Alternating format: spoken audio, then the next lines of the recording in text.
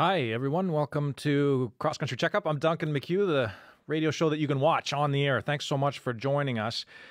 We have a very serious show this week. It is, of course, based on last Sunday's shooting here in Toronto on the Danforth, on a very crowded, busy street in downtown Toronto. 2 people dead and 13 injured, and also the shooter killed. Very sad, very shocking, very tragic incident, which has just elicited a ton of feeling, emotion, and concern. And the question that we're asking today is prompted by Toronto City Council's questions and motions around gun control. The question we're asking is it time to ban the handgun? And this is based on the Toronto City Council's motion in reaction to the shooting this week and a summer of gun violence in Toronto. Toronto City Council put forth a range of motions to try to tackle some of this gun violence. They are banning handguns in Toronto. They want to ban the sale of ammunition. They want to ban assault rifles and semi-automatics in Toronto. They are asking for a study on whether local gun clubs should be closed. ShotSpotter. They would like to perhaps install gun locating microphones in various neighborhoods of the city. Tougher penalties for gun traffickers, a whole list of motions by Toronto City Council to try to tackle the rise in gun violence. It is not only impacting Toronto, but is impacting cities right across the country. Mayors in various mayors and police chiefs in Surrey, Regina, Calgary, Edmonton, Halifax, Ottawa have all spoken out about rising gun violence in their cities and the toll that it's taking. So our question simply focused today is it time? Mayor John Tory of Toronto has called for a ban on the handgun. So we're asking about that. Is it time to ban the handgun in Canada? This is not something that it's not a new debate. We've had it in Canada several times before, but is it time now in 2018? But the broader question, how do we tackle gun violence in general? Should the government get more involved in controlling guns? So we know that our listeners, our watchers, have lots of opinions about it. Some of you have already started to weigh in on our Facebook live stream. Bernie Graham in North Bay, Ontario, tweeted us, ban all handguns. Collectors and target shooters should have handguns locked up at regulated facilities. Safety must trump pleasure and enjoyment and hobbies. John Clemens sent us an email, which you're welcome to do. Send us an email and we'll try to read them on air. I noticed Canadians seem keen to discuss banning handguns after shootings where white people are killed. How would a ban have stopped the Danforth shooting when the gun was illegally obtained? I think a lot of Canadians aren't impressed by this transparent, manipulative, political showboating. So lots of opinions on this, and we do want to hear from you. If you have experience with gun violence, if you're a gun owner yourself, we'd like to know how you feel about a renewed call for more gun control in this country. Let us know on our Facebook live stream or on Twitter. Our digital producer, Jason Vermesh, will run in your comments. I'll do my best to read them on the air and share them with the rest of the Canadians. We're about a minute away from air, so I'm just going to turn this off. I hope you enjoy the program, and please do feel free to weigh in with your opinion.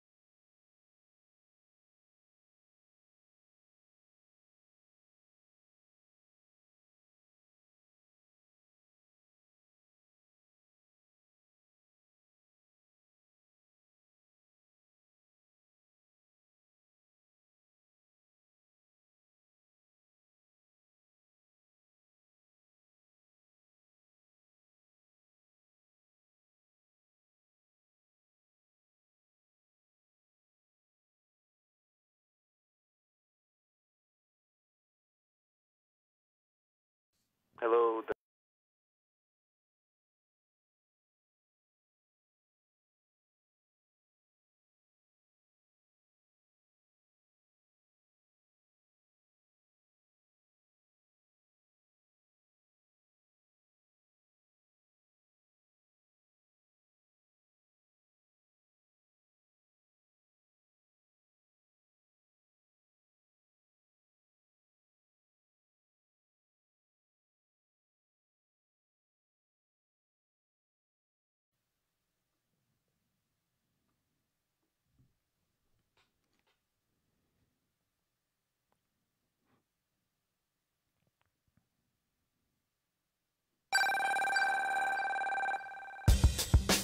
Gunfire erupted at 10 p.m. on the Danforth. These are images of the shooter, captured as he walked down the street shooting at people sitting on patios and inside restaurants. Hi, I'm Duncan McCue. Welcome to Cross Country Checkup. I've said for some time that the city has a gun problem, in that guns are far too readily available to far too many people. There are far too many people carrying around guns who should not have them. Our question today, is it time to ban the handgun? Call us at 1-888-416-8333. That's 1-888-416-8333. You've heard me ask the question of why anybody would need to buy 10 or 20 guns, which they can lawfully do under the present laws. Why does anyone in this city need to have a gun at all? I could ask the same question, why anybody needs a car that drives over 100 kilometers an hour if we don't live in Germany, right? It's a hobby. I remember back in the mid-2000s when we would see legal gun owners have their guns stolen, and you could almost set your watch 3 months down the road and know that one of those guns would show up at a crime scene somewhere in the city with a large-scale tragic impact. We absolutely do not have a gun problem in Canada. You ban firearms from legitimate, fun, sporting people, and all you're doing is hurting those legitimate, fun, sporting people. I took a walk down the Danforth this week, and it didn't seem like the Canada we imagine. Once welcoming restaurants on a busy Toronto street, now makeshift memorials spilling over with flowers, candles, and messages of mourning.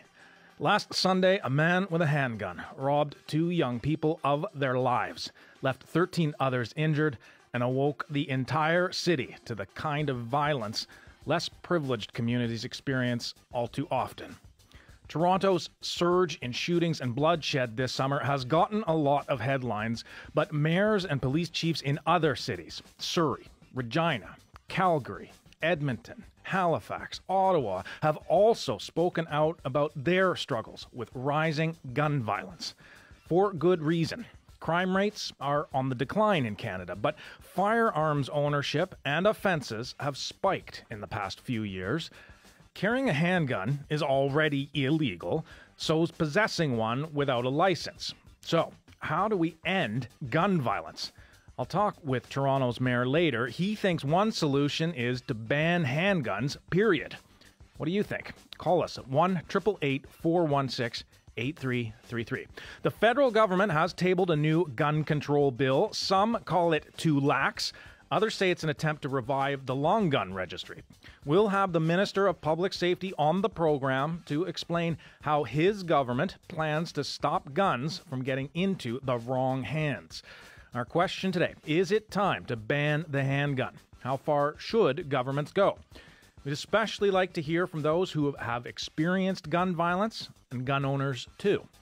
The number again, 1-888-416-8333. You can send us an email to checkup@cbc.ca or join the conversation on social media. You can chat in real time on our Facebook live stream or share your thoughts on Twitter @CheckupCBC. We'll be reading your comments throughout today's show. I'm Duncan McCue on CBC Radio 1 and online at cbc.ca. This is Cross Country Checkup.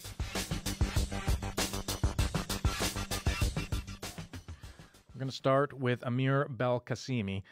His father, Khaled, was one of 6 men killed in the Quebec City mosque attack a year and a half ago. We've reached Amir in Quebec City. Hello. Hello, Duncan. What was your reaction, Amir, when you heard the news of the Toronto shooting? Well, of course, I thought to myself, not again. And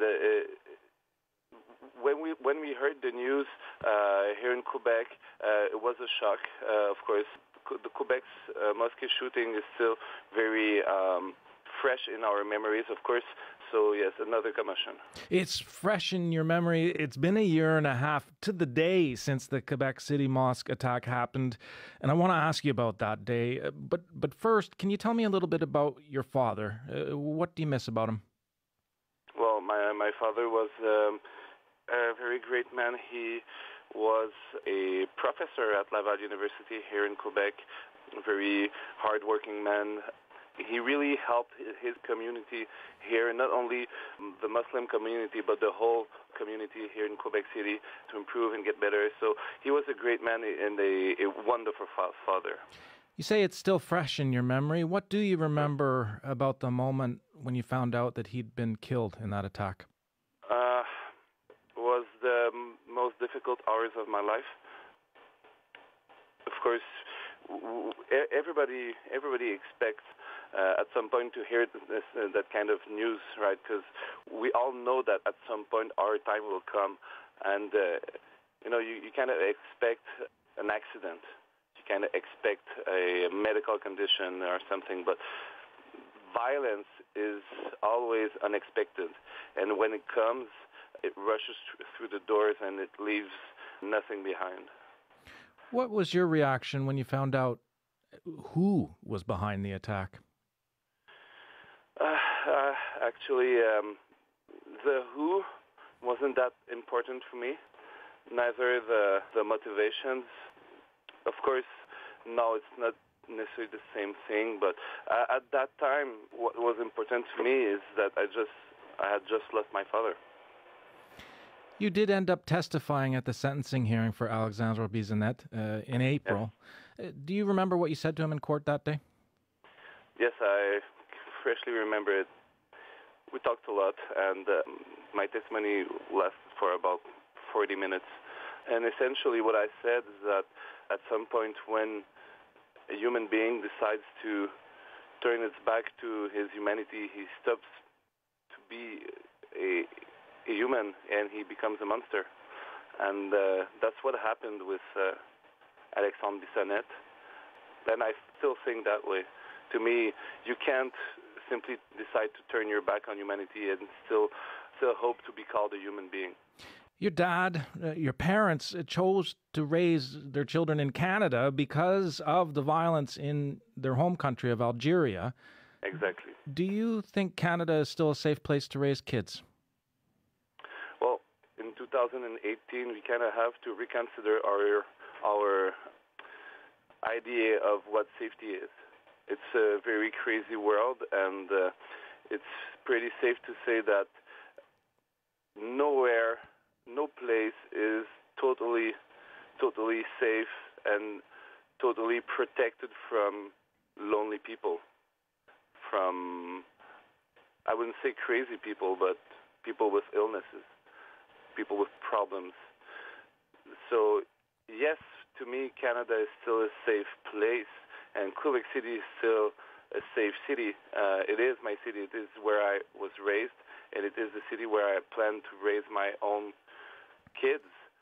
But as I said, we really have to reconsider what safety is to us. And one of the things that those who were wounded in the mosque shooting have called for is a ban on handguns and assault rifles and semi-automatic weapons. Do you think that ban, if it existed, would your father still be alive today? I think that ban would have existed at that time. A ban wouldn't have stopped Alexandre Bissonnette to take some kind of gun, storm through a mosque and shoot people. But it would have made it more difficult. I think what we need now is to strengthen our laws concerning the guns, the handguns, and of course, semi-automatic guns. But I don't think a ban would totally stop people from using such guns. The federal government has introduced a bill to control guns to some degree. What do you think of that effort? Well, I think it's a a good place to start. I understand that we live in a free country. I can understand that some people, for some reason, would want to have such guns. Honestly, I don't understand why. So I think it's very important that we strengthen our laws regarding the guns, and we strengthen the background checks when it comes to permits for guns. A last question for you, Amir. For the families who lost loved ones in the Danforth shooting this week, do you have any advice for them based on what you've been through? Honestly, those are very dark times. Those are very dark hours. My heart is with those families. Don't give up. Life is... we never know what life brings us, and sometimes it's very hard, and sometimes it's very sad, and sometimes you have the feeling that everything, all your life, just fell apart. But don't give up on your aspiration and life, because as soon as you give up, you let them win, and that's not what you want. You want to be here, and you want to make your lost ones proud. So that's the only thing I could say, and my heart and prayers are with them. Thank you for joining us, and thank you for sharing memories of your father, Khaled. Thank you very much. Goodbye. Amir Belkacemi's father, Khaled, was one of 6 men killed in the Quebec City mosque attack a year and a half ago. We reached him in Quebec City. Do you have first-hand experience with gun violence where you live? Are you a police officer or social worker helping at-risk youth? Or maybe you used to be in a gang. We want to talk to you. Our next guest is a legal gun seller based in Langley, BC. He says he pays a price, too, for illegal gun activity. Our question today, is it time to ban the handgun? How far should government go? You're listening to Cross Country Checkup on CBC Radio 1. I'm Duncan McCue. Call us at 1-888-416-8333. That's 1-888-416-8333. In a few minutes, Toronto Mayor John Tory will be talking with us about the proposed handgun ban in his city. But first, let's talk to Paul Baker. He's the owner of Poco Military and Outdoor Supplies and a licensed firearms dealer. He's on the line from Langley, BC. Hello. Hello. Paul, you were just listening in as Amir was talking to me about losing his father in the Quebec City mosque attack. What went through your mind as you were listening to him? It's a tragedy, of course. Only got the tail end of the interview. However, it makes you very sad that human beings turn into people that will do something like that. For whatever their reasons, it's unfathomable to me. Alexander Bissonnette has pleaded guilty to using a legally owned and registered weapon. And some of Canada's most horrific gun crimes have been committed with legal weapons. The Moncton mass shooting, for example, Dawson College. Does that concern you? Well, the act obviously concerns me. I want my country and the world to not go in that direction, of course. I mean, that's natural. The whole idea of it is abhorrent to me. It's not really the issue of the firearm, it's the issue of the reason that the person did it. They could have done it with other means as well. Well, if you talk about Alexander Bissonnette as an example, his gun application didn't include any facts about that he had depression, that he suffered from anxiety, that he'd contemplated suicide. How effective do you think the background checks are right now as a deterrent to getting guns into people's hands who shouldn't have them? Well, the background checks have a purpose. They're obviously, as in anything to dealing with bureaucracy and human beings, there's going to be an area where perhaps there's a gray area. The person could be fined now and in 10 years' time could not be fined. So there are background checks done. There is daily checks done with through the RCMP system. So I don't know how many more checks the government could do. They're checking everybody. They need references. It's also up to the public to make the authorities aware if somebody's attitude starts to change through their lives. I mean, we all change as we grow older. So do we not have a social responsibility to other people if we notice somebody's having a hard time, somebody's gone into depression states, to actually take some action and phone somebody, try to get that person help? This week, Toronto City Council voted in favor, overwhelmingly, to calling for a handgun ban, a ban on semi-automatics, assault rifles. Do you think that a gun ban could help deter a mass shooting or gang activity? Not at all. Why not? Banning the gun, it's a very good question, actually. So let me rephrase it this way. A criminal is going to be a criminal no matter what the law says. That's why they're called criminals, because the law states you shall not harm somebody else. They're going to, if they want to, are going to harm somebody else. So it's not, the gun's not the problem, it's the people that's the problem. The fact that they want to ban the handguns, it's not going to change anything. If somebody badly enough wants to hurt somebody else, they will.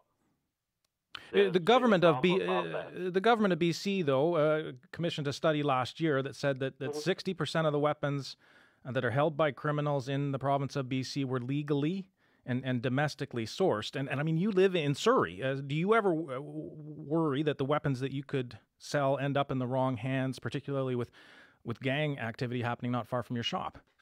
I don't know I don't know how accurate the stats are. So there's stats about everything, and there's you can take the media one way or the other, whether it's correct or whether it's hearsay. But of course, there's going to be people that are going to do illegal things. It's just a natural thing that seems to happen with human beings. Am I worried about the fact that I would sell a firearm to somebody in a legal manner, and then they were going to go and take it and do something bad with it? Well, you could say the same to the car salesman. Is he going to not sell a car to somebody because that guy might do something dangerous with the car or with a knife? So getting back to your original question, no, I don't really have an issue with that. We look at the person that we're selling the firearm to. They have to have the legal requirements to do that. We're satisfied that they do. The person is of sound looking when he comes into the store. And that's about as far as we can take it. If you're looking at a restricted firearm, it's a whole different process. What would be the impact on your business if the federal government decides it wants to ban handguns, semi-automatics, and assault rifles? Well, of course, there's an impact on my business. I mean, that's natural. However, my business at Toka Military, we don't only sell firearms. We sell a huge variety of probably 2,000 other types of products. And I mean, if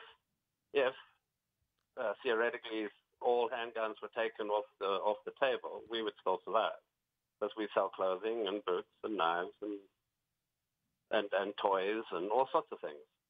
So it's not going to affect me to the point where I'll have to close my doors. What about you, Paul? How many guns do you own? Personally, not very many. I have 4 rifles and 1 handgun. And what's the appeal for you? It's a sporting appeal. I don't hunt. I'm actually against hunting, but that's beside the point. I do enjoy target shooting, and I do enjoy the community, around the competitive level.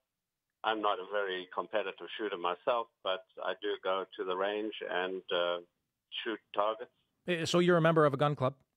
I am a member. So Toronto Council's looking to study whether local gun clubs should be shut down too. What kind of impact do you think that would have on your community? Well, that would have a very negative impact on the people that are involved in it. There's a lot of competitive shooting. There's competitions right throughout the world at Olympic level as well.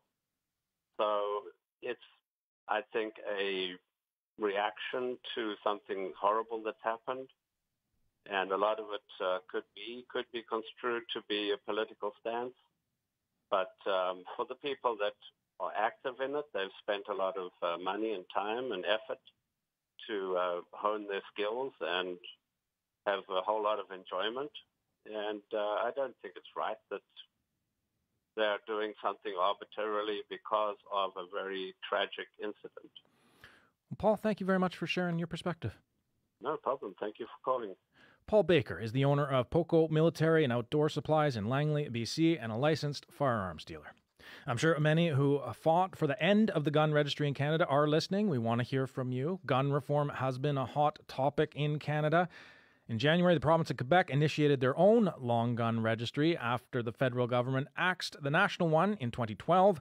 Our question today, is it time to ban the handgun? How far should government go? In less than a minute. You're listening to Cross Country Checkup on CBC Radio 1. I'm Duncan McCue. Call us at 1-888-416-8333. That's 1-888-416-8333. As you heard earlier, Toronto Mayor John Tory has been at the centre of the Danforth shooting story. He's petitioning the federal government for a handgun ban, a ban on semi-automatic weapons and assault rifles within the city of Toronto, and he's on the line now. Hello. Mayor Tory. Yes. Good to have you with us. The Danforth shooting happened a week ago tonight. What was your first reaction when you got word of the attack? Well, I was absolutely horrified. I mean, these are the kinds of things, the Yonge Street van attack earlier this year, that you don't think are going to happen in Canadian cities. And in my case in particular in Toronto, and I was horrified at the loss of life. I'm this afternoon visiting the families of the two young women who died. And, that's a very difficult, I can't even describe in words what they're going through, and that's why you feel you have some obligation to do everything you can to try to stop these kinds of things from happening ever again. Well, you talk about doing everything you can. Why do you think a ban on handguns will deter mass shootings? Well, first of all, I don't present it, nor does the City Council, as being sort of the one answer that's going to solve every one of these kinds of incidents. But if you ask yourself, first of all, the question, by the way, I'm only talking about the City of Toronto, and so what they do in the rest of the country, it's not it's my concern, but it's not my business to talk about that. But in the City of Toronto, I ask the question, why does anybody need a handgun in the City of Toronto? And you answer that question by saying, well, maybe the police do, and they do, and maybe people who drive Brinks trucks. But beyond that, why does anybody need a handgun? And if it's going to reduce the supply, I heard your previous guest referring to it as hearsay. Well, I can tell you it's not hearsay coming to me from the Toronto Police Service telling me that 50% of the guns used in these shootings, the different kinds of shootings that are happening in the city, are coming from domestically sourced guns.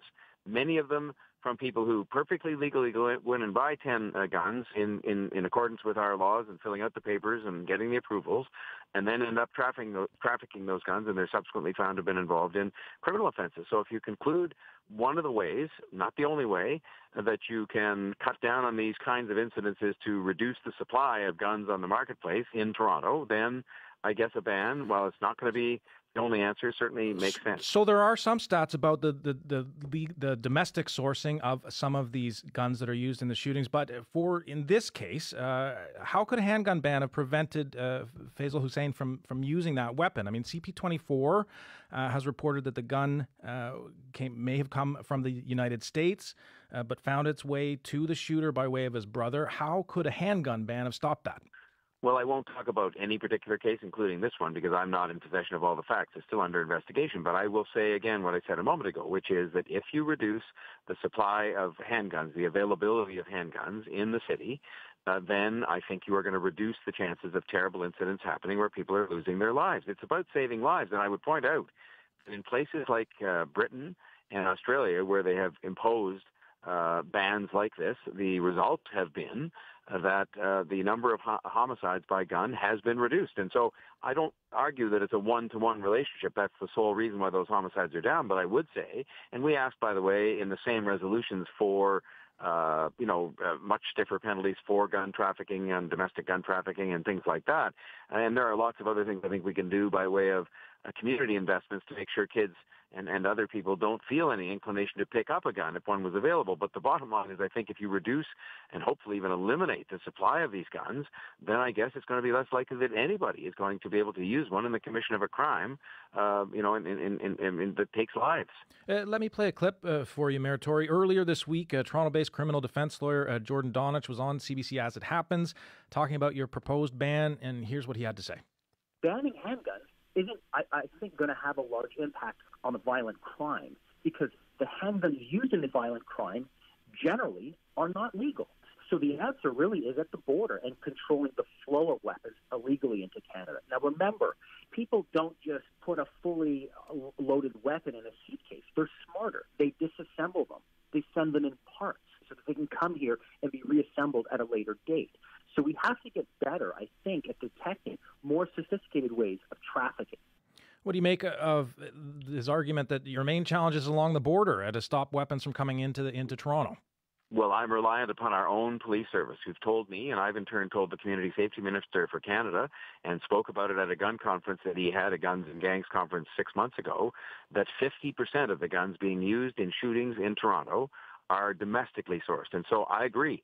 The other 50% is coming across the border, and we should be toughening that up.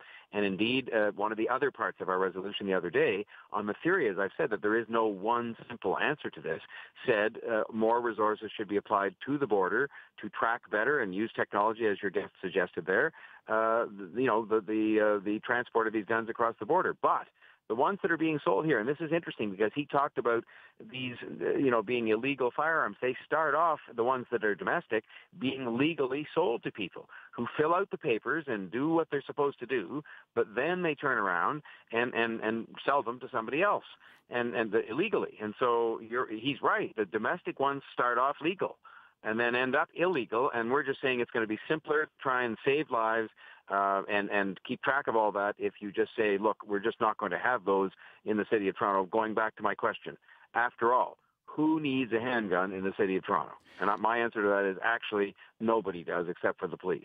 On Friday, Ontario's Premier Doug Ford announced he's going to cut the number of city council positions in Toronto nearly by half.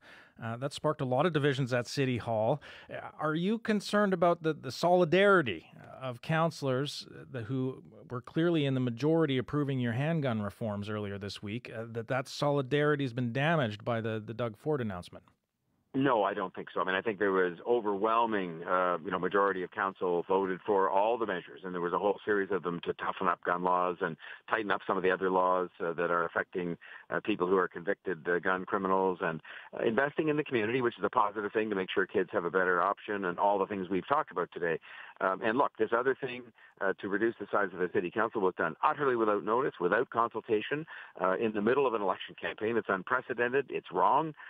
It is arbitrary, there are much better ways to go about making governance changes, but I don't think it's going to interfere at all with the solidarity on what is quite an entirely separate issue, which is the safety of our community, saving lives and doing everything we can and working with the other governments to do everything they can to save lives and reduce this gun violence and reduce, frankly, the presence of handguns in the hands of the wrong people in our city. And this may be one of the things we just have to do. This has been a long, hot summer in Toronto in terms of gun violence. You said that you today were meeting with the families of Reese Fallon and Juliana Kozis who died on the Danforth. What kind of a toll does a tragedy like what happened on the Danforth and the other shootings in this city, what kind of a toll is it taking on you? Well, anytime I hear about anybody losing their life to gunfire, or for that matter, when I hear about things that have happened that are less violent but are equally unacceptable, namely people losing their lives through, pedestrians with collisions with cars, it's heartbreaking for Mayor. People don't understand that I feel a sense of responsibility for all of the people of Toronto, and there are almost 3 million of them. And so it's heartbreaking. And then when you go representing all the people to extend your condolences to these families, as I have done once already this afternoon, as I'm about to do when I hang up the phone with you, it is unbelievable what they're going through and what they're going to go through for the rest of their lives, the parents and the sisters and brothers. And so that is why we have to save lives. That is why we have to do everything we can. And I am not, people say you're taking this out on law-abiding gun owners. I'm not, my motivation on that is nothing of the sort. My motivation is to do whatever we have to do in the broader public interest to save lives and keep the city of Toronto safer. That's my job. And if it has consequences for people who are law-abiding people, that's unfortunate. But there are lots of laws we pass that do that. But you have to look at the broader public interest, and that's what I'm going to continue to look at. And I believe this handgun ban, which interestingly enough, the federal government has said for the first time I think ever they would take a serious look at. And again, as far as I'm concerned, if it was just the city of Toronto, that's fine. But they're looking at it, and I'm glad they are because I think it's worth looking at. Well, we're going to ask the Public Safety Minister about that in a little while. So thank you very much for joining us, Mayor. Thank you very much. Toronto Mayor John Tory was on the line from Toronto. John Tory's call to ban handguns within his city isn't the first. In May, the president of Quebec City's Islamic Cultural Centre made a similar plea. And in 2008, then Toronto Mayor David Miller proposed a bylaw banning the manufacturing and warehousing of all guns in his city. And in 2005, then Liberal Prime Minister Paul Martin proposed banning all handguns during his re-election campaign, which he lost to Stephen Harper. Is this government overreaching, or is this an idea whose time has finally come in 2018? In a few minutes, we'll talk to an international gun control expert about what's worked in other countries. You heard Mayor John Tory refer to the Australian example. We'll ask about that and what Canada is getting wrong when we have this conversation. Our question today, is it time for major gun reforms on guns? How far should government go? You're listening to Cross Country Checkup on CBC Radio 1. I'm Duncan McCue.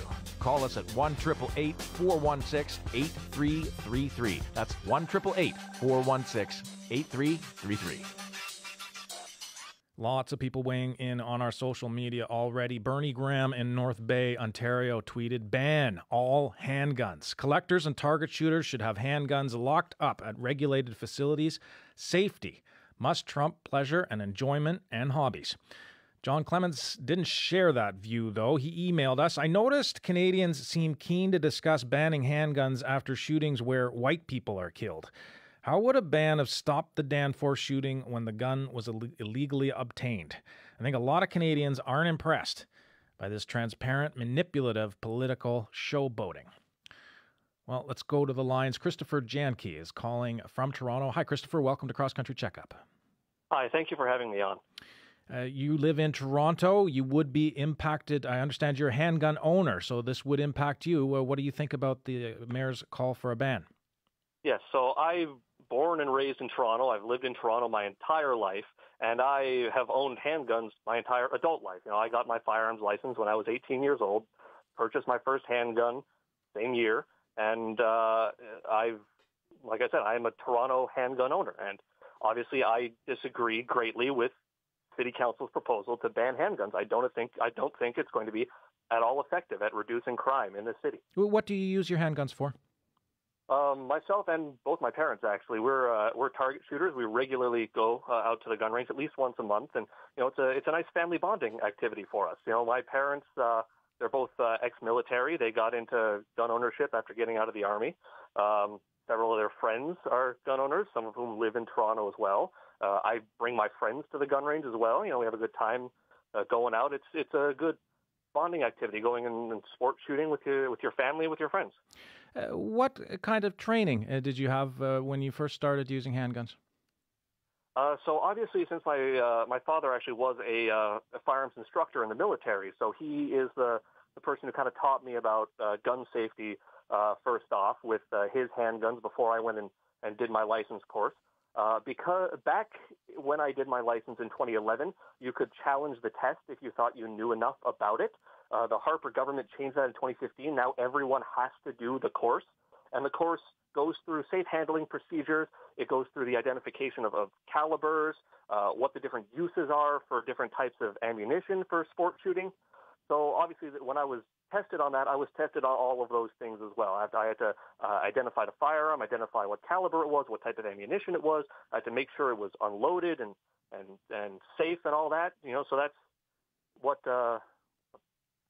There's some people that have suggested that it was actually more strict before the long gun registry came in. And that now, when the long gun registry was was axed, that those the various kinds of background checks that were required with regard to mental health and that kind of thing, in-person checks, for example, are no longer. It's all a paper application. Do you think it's more stringent now or less stringent than it was before? I don't think there's actually been any effect on the stringency of the background check process. I used to work at a shop. It helped me pay for my tuition through university, actually. And I can tell you that every single person who came in, we validated their license. There was an online portal for businesses, or if that was down, you could call the RCMP, and we validated every single gun license for someone who was looking to purchase a firearm. Even after the registry was abolished, we made sure no one left our shop without their gun license being validated. You heard the mayor, John Tory, say that his police chief is saying that at least half of the weapons that are used in offenses in Toronto are from legally sourced guns, domestically sourced guns. A similar study in British Columbia as well. Do you worry about your handguns ending up in the hands of criminals? No, because I keep them securely locked up. I make sure that they're stored under lock and key. No one can get to them. And a last question for you. I mean, the mayor said he just doesn't understand why anyone would need a handgun. You said it's a family bonding experience. People who express that fear about the gun itself might find it puzzling that you would go to a range for a family bonding experience. How do you explain that to people? Honestly, the best way I can think to explain them is offer to bring them to the range. It's not something that's quite so easy to put into words, but when you go to the range, you teach them about all the safe handling procedures beforehand, and you give them the actual experience. I've found that a lot of people, they do tend to change their opinion because they didn't know and they couldn't understand without having gone and done it. Christopher, thanks for your call. No problem. Thank you very much for having me on. June Coulter's on the line from Saskatoon. Hi, June. Welcome to Checkup. Hi. Well, I just want to say I am from Saskatoon, but my son is in Toronto, so that, you get a little worried in the big city anyway, but it is a concern across the country. And I have been hunting. My husband's been hunting, and I enjoyed it. It's fun. It's fun to be tramping out in the country and stuff, but really, hunters who can call themselves hunters don't need a semi-automatic rifle. They need a regular rifle and a shotgun. A farmer might want that to, shoot a coyote or something. But really, there's a line. And, maybe back in the day that was sort of a family bonding experience and sort of nice. But now I think it's starting to affect other families. The world has changed, and it is not safe anymore. I mean, really, unless you're working on the trap line up in the Yukon, or you're going to run into a grizzly or something, you don't need a handgun. You don't need a semi-automatic to go hunting. And those who say, well, I keep my guns locked up. Well, I know, my husband was a farm boy, and I mean, guns are just part of the woodwork. They stuck them in the closet. They never thought about them, And it wasn't until not even just one incident. Two farmers around them committed suicide with guns, and a family member had mental health issues, and they never even thought about the guns until the second or third incident. Maybe we should do something.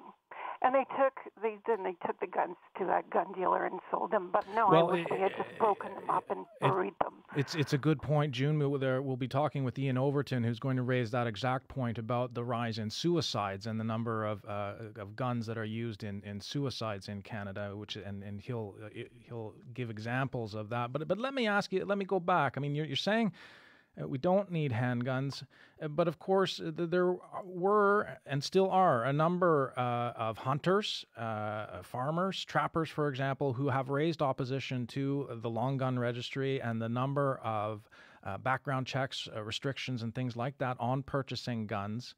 How far do you think government should go in terms of banning guns, period? Well, if you have a regular bolt-action rifle and you want to go out and hunt some deer, more power to you. But, like right now, you don't even have to have a serious gun safe. You have to keep it, like, locked. Maybe people do that. I hope they do that now more often than they used to. Do you have guns, or does your husband? No, I would never have a gun. Yeah. Not in my home. With kids around, that would just be insanity. Yeah. It would be insanity. But you're saying the safety checks just aren't. Well, maybe if you ran ads so people thought, maybe I should take that old, Grandpa's old rifle from the back of the closet and do something with it, but they never think about it. It's something that, people grew up with. It's not something they really think about. So, like, maybe if the government advertised and said, hey, lock up those guns, and if you don't want to buy a serious Fort Knox gun locker, then, get rid of the darn thing. June, thanks very much for your call. Okay, bye. Wayne Reed is on the line from Fort St. John, BC. Hi, Wayne. Welcome to Checkup. Hi, thanks for taking my call, Duncan. Thank you. What do you think about this idea of a handgun ban right across Canada? Well, first of all, I think what happened is a tragedy. There's no getting those 2 lives back. It's a terrible loss. That being said, and I really hate to be the one that comes in and is the devil's advocate for handgun ownership, given what's occurred. But I see it as your mayor, for example. He keeps saying that what does anybody in Toronto need a gun for? I would argue that given what's happened, that maybe people should be able to defend their own lives, given that the police seem quite slow in their response time. For example, with the farmer out on his land in Saskatchewan that happened to have a gun, and some people showed up on his land with a gun. I hate to think, with their loaded gun, what would have happened if they had shown up there at his farm with their illegally obtained weaponry, and he had not been armed himself. I would think that probably that whole family wouldn't be here today. So let me ask you, Wayne. You live in the north, and I know that hunting is common up in the north. Do you own guns? I own guns. Yeah, I've owned guns for my whole life. Yep. I bought my first shotgun when I was 14 years old. What kind of guns do you have? I own a 20-gauge Lakefield Mossberg. It's a semi-auto shotgun. I noticed the lady before kept going on about semi-autos being something terrible, but it's just a matter of if you're hunting ducks or something like that, you need more than one shell, right? So, yeah. What I see okay, so you own a rifle and a shotgun, but one of the proposals from Toronto City Council is to ban handguns. So what do people need handguns for? They need handguns to defend their own lives. For example, Justin Trudeau, I wouldn't say that Justin Trudeau's security detail goes around with clubs, do they? They carry handguns to protect his life. Why is his life so valuable and ours isn't? What I see going on around is they target, for example, I noticed one of your first guests presumably England, they ban handguns. Now in the streets of England, they stab people and run them over with vehicles. Just as they did in Toronto, they ran people over with vans.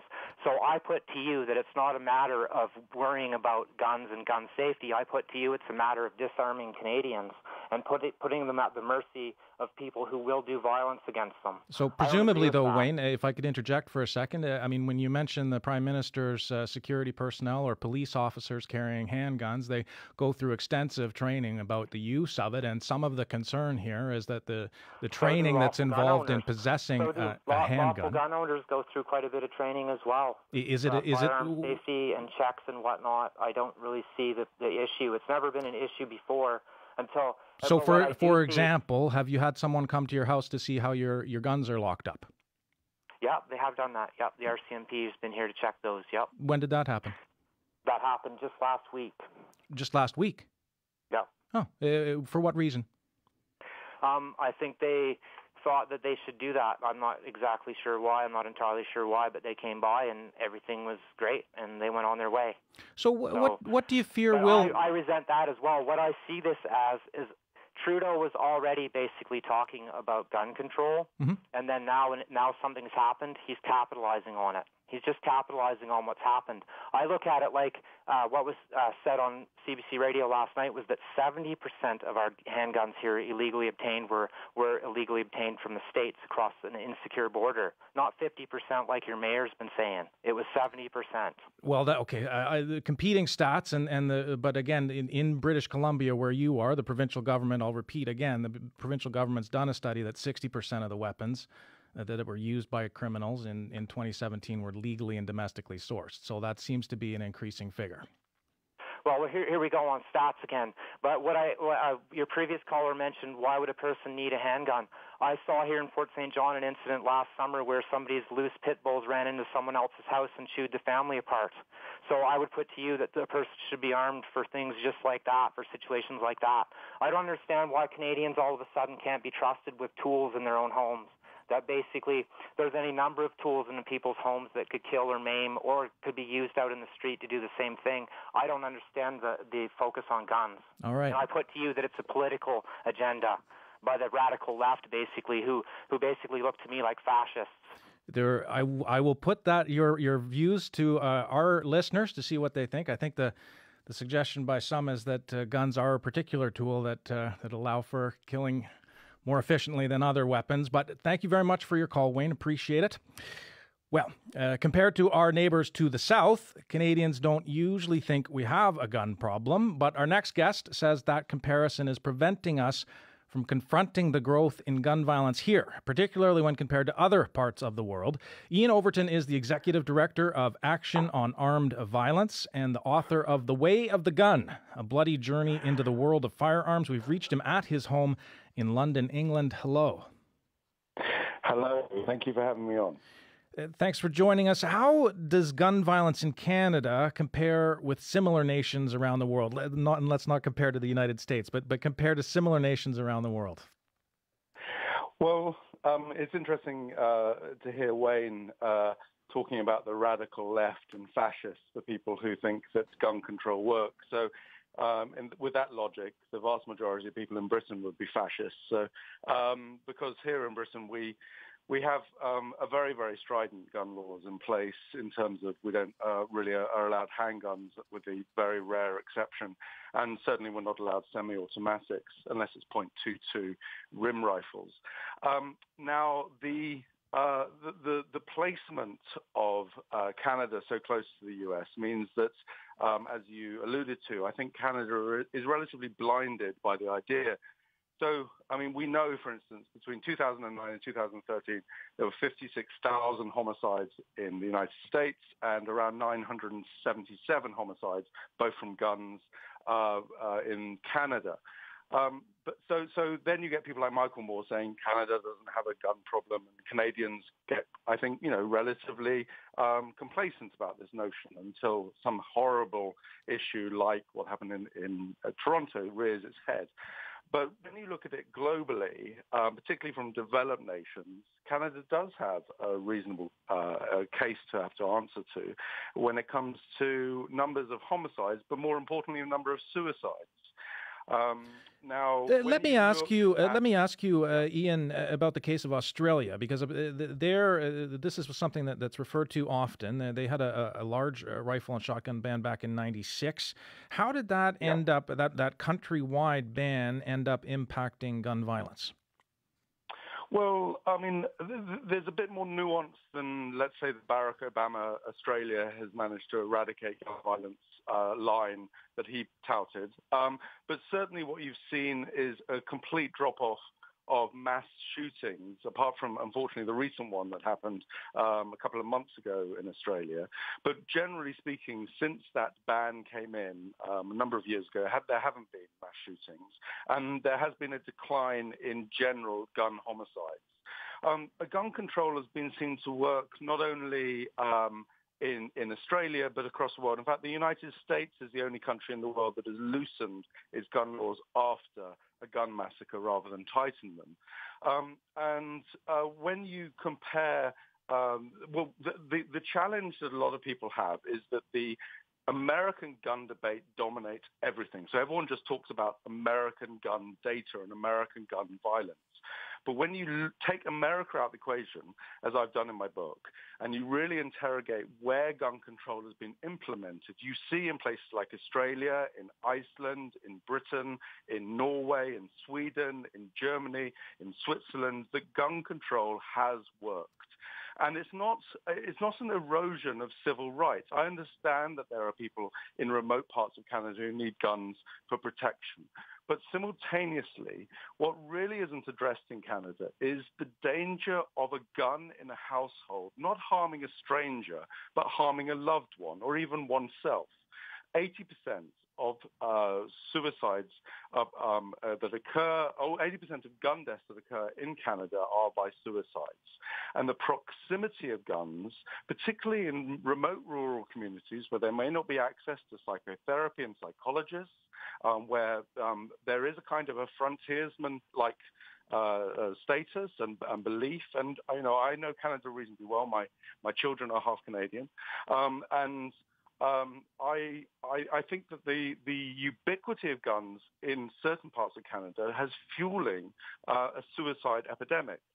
Now, when it comes to the recent horrors of Toronto, the handgun is equally a major concern.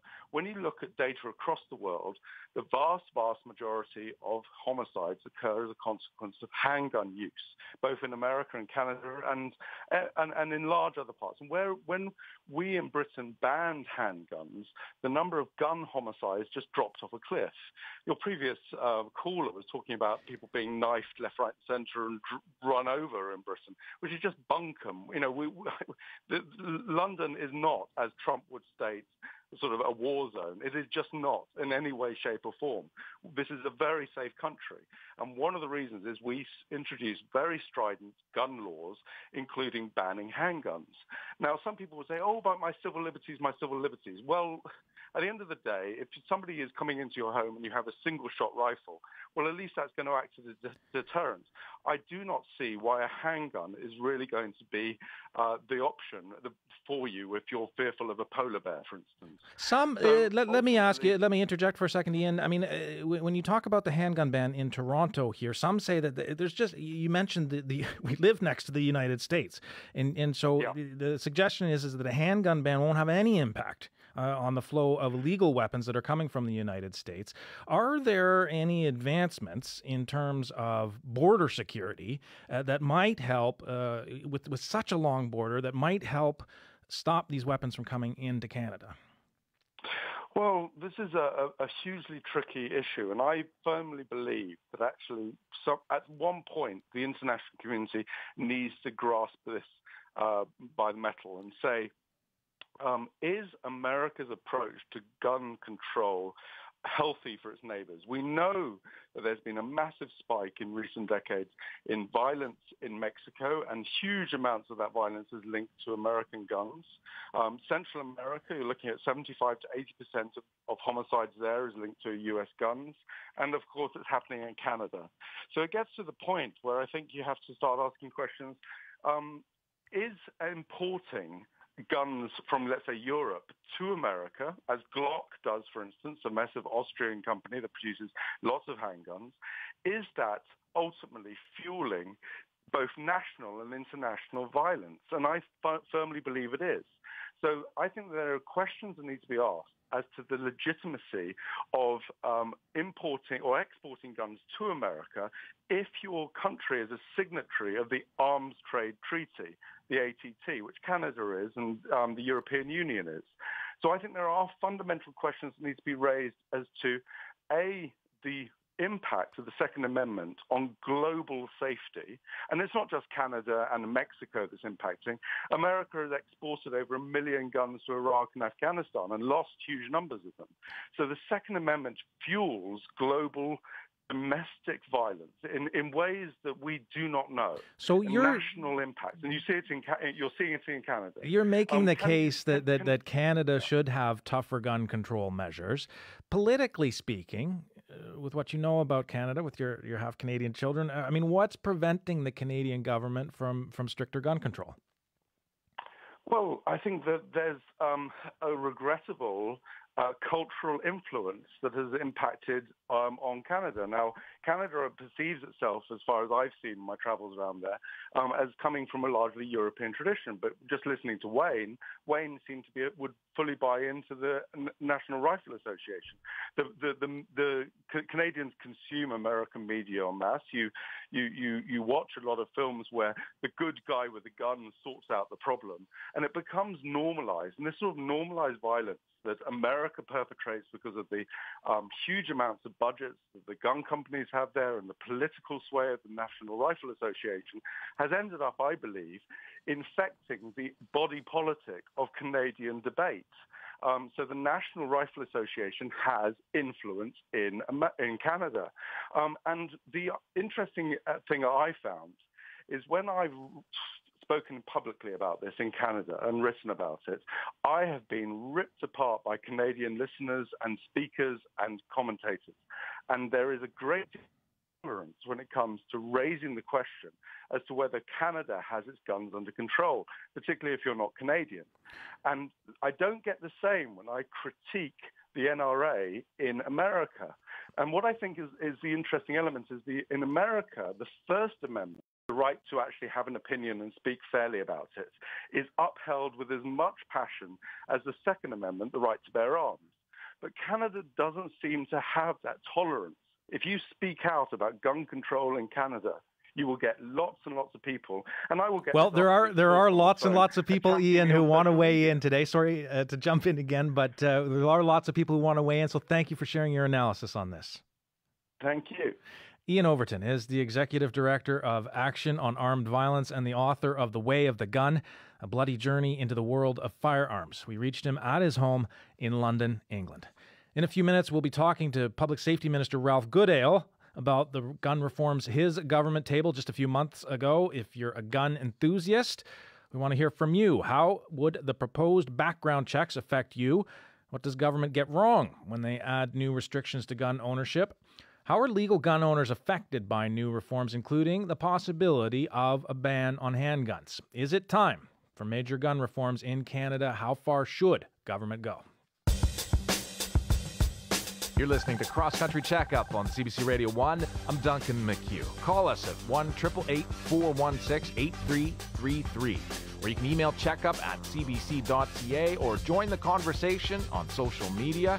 You can chat in real time on our Facebook live stream or share your thoughts on Twitter @CheckupCBC. We'll be reading your comments throughout today's show. Nick Bugiani shared his comment on Twitter. Simple. In my opinion, unless you're a police officer, you shouldn't have access to a handgun in an urban area. There's no need for it. Police should have the right to check for guns, and the penalties for carrying should be harsh. If you're a hobbyist, the gun should remain at your club. Terry Douglas is on the line from Thunder Bay, Ontario. Hi, Terry. Welcome to Checkup. Hi, how are you doing? I'm doing well. I understand that you're a victim of gun violence, so I'd like to hear what happened to you.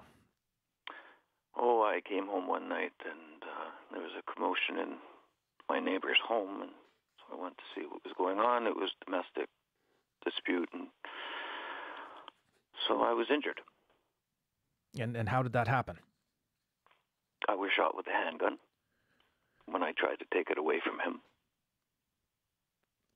What? And I'm fine. What went through your head when you got shot? Why I didn't go to my house first and get mine.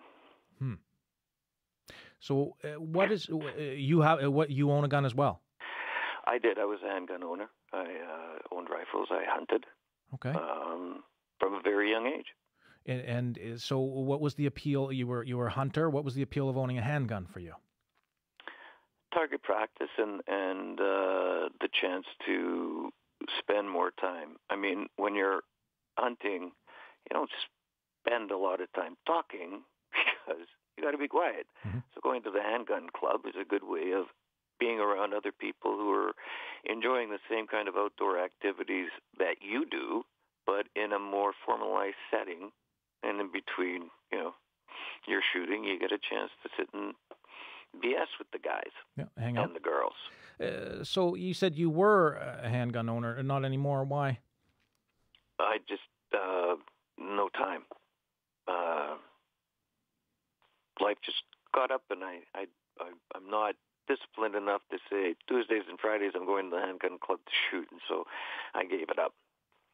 And I still go occasionally and still enjoy sport hunting.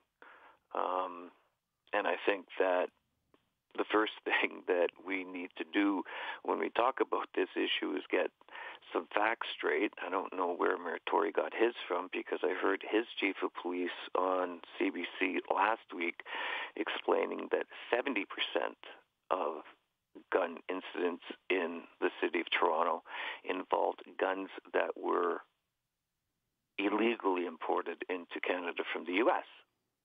So not 50%, but 70% of them are from the U.S. So what do you think about, leaving the stats aside for a second, what do you think about the ban, the possibility of a handgun ban, semi-automatic ban, for example?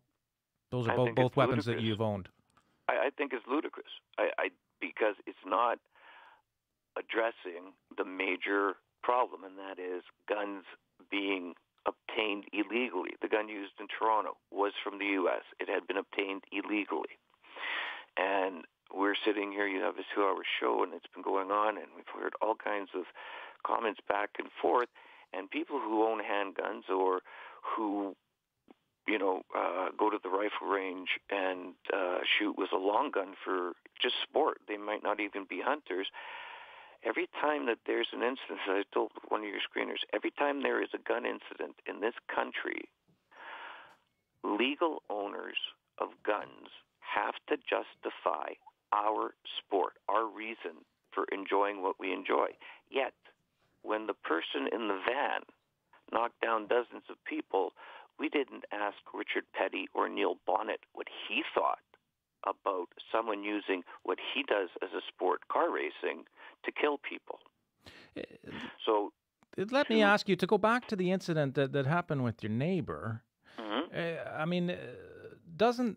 It must have shocked you to get shot when you go to help presumably someone who's suffering through a domestic violence incident. Wouldn't that kind of incident give you pause about people possessing handguns?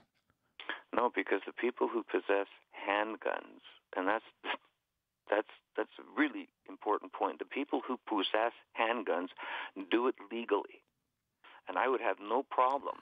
Okay, but again, to go back, the question being raised and some of the proposals for more background checks with regard to mental health, for example, to getting approval from spouses, and that there aren't enough staff, for example, looking over the paper applications. Do you think that those are a good idea to impose more restrictions when it comes to owning a handgun? I think that the background checks are extremely important, and I think that they're being done. Like, did you know that your neighbor had been assaulting his partner? No. Was that a history? No, I wasn't. That was something. That's why I went over, because I couldn't figure out what was going on, because there hadn't been any evidence of that before. And as I said, his handgun was illegally obtained from the U.S. Mm-hmm. Now, neighbor across the street, I go into his house. I know he has handguns. Yep. I've got no problem with that. He's responsible. Those handguns, and something else that was brought up on earlier in your show, the lady from Saskatchewan, there are no long guns or handguns kicking around in the back of anybody's closet anywhere in Canada. I would almost bet that 99.9% of the people in Canada who own guns lock and store them, and that means in safes. That means with trigger locks. That means when you take the gun out, it's unloaded and it's locked and it's safe. And if you try to break into a gun safe, it's as bad as breaking into a bank vault. A last question for you, Terry, just again, because the incident that you lived through that's a terrifying one, and you ended up being shot. You said that you wish you had gone back and got your own handgun. There may be listeners who say, gosh, that sounds like the Wild West, if we have people who are walking around and protecting themselves that way. What would your reaction to that be? I wouldn't say that that's something that's going to happen every day. I didn't expect it to happen to me. But if I'm going into a situation where a gentleman has a handgun and I am legally able to have a handgun, then why wouldn't I? If a police officer is off duty and is carrying a service revolver, isn't he going to use it even though he's off duty? Okay, We're Terry. all trained. I mean, you cannot get a handgun license. You have to put in 1,000 hours on a handgun range before you can get a restricted permit. Thank you, Terry. I appreciate your call. You take care, Duncan. You too. Jamal Abbas is calling from Hodgson, Manitoba. Hi, Jamal. Welcome to Checkup. Hi, how are you? I'm doing well. I understand you own rifles, so I'm curious what you think about a proposal for a handgun ban in the city of Toronto and perhaps extending it right across the country. Well, I think with respect to Toronto and with handguns, I'm not too sure I see why anyone, I sort of agree with Mayor Tory, why anyone would need a handgun in the city of Toronto. As you mentioned, like from rural Manitoba, there's, I think as with other rural areas in Canada, it's more obvious that some people may own guns or maybe avid hunters like myself. But in terms of in major cities and these areas, I'm not too sure why anyone would see fit to have a handgun. I don't think that all handgun owners are posing a threat, but obviously things happen, and when these handguns, get into the wrong hands, things unfortunately happen, as with Danforth and the 2 victims and the multiple wounded. As a rifle owner, how do you think, as we have this discussion about stricter gun control, how do you think these measures could impact you? You know, it's hard to say. That depends on the government of the day and the importance that they may or may not feel on these issues. Like, I'm a proud gun owner. Some of the guns that we have in our safe are guns that were owned by my dad's dad. So there's a gun culture with pride that I definitely understand. But safety is number one, and I believe that what the future of gun legislation should look like is measures taken to make sure that people that are not fit to have guns, that they do not have them, that the proper parameters in terms of background checks are done. And I would like to think that this government, the federal government, would see that as a priority. Are there things being done right now with regard to background checks that aren't enough in your view? I mean, is there more that should be done? You've gone through the checks. You've got your license, I assume. Well, I mean, again, there could be more done. As mentioned earlier in your program, there was multiple incidents where mass shootings took place with gun owners that legally obtained their guns, and it's been determined that these people were not in the right mind frame. They had issues or what have you. So more needs to be done. What that looks like, I mean, I'm not in the government, but I would like to think that the government has enough wisdom to listen to the people. All right. Well, we're gonna talk with Minister Ralph Goodale. So why don't we'll put that question to him, Jamal? I thank you for sharing your opinion. Okay. Thank you very much. Before we speak to Ralph Goodale, the Minister of Public Safety, let's turn now to one of Canada's leading gun control activists.